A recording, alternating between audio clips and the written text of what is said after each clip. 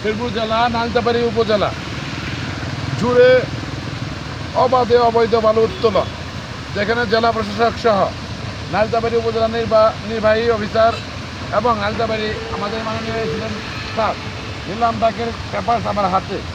তারা ডাক দিয়েছে জব্দকৃত বালু ডাক হয়েছে, তারা ওই মালগুলি বিক্রি করতে পারবে, অন্যথায় তারা অবাধে বালু উত্তোলন করতে পারবে না। বালু উত্তোলনের কোনো ডাক হয় না। এদিকে পানি উন্নয়ন বোর্ড নাকিবুজ্জামান শেরপুর জেলা এবং জামালপুর জেলার দায়িত্বরত অফিসার জনাব নাকিবুজ্জামান বলেন নদী ভাঙন রোধ করো। আমি এই মুহূর্তে দাঁড়িয়ে আছি নালিতাবাড়ী উপজেলার কালাকুমার বাজারে। আপনারা দেখতেই পাচ্ছেন কীভাবে অবাধে অবৈধ বালু উত্তোলন হচ্ছে।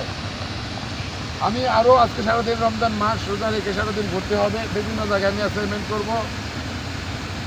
নূর মোহাম্মদ আল ওসমান, স্টাফ রিপোর্টার, দৈনিক স্বদেশ বিচিত্রা, নালিতাবাড়ী, শেরপুর। আসসালামু আলাইকুম।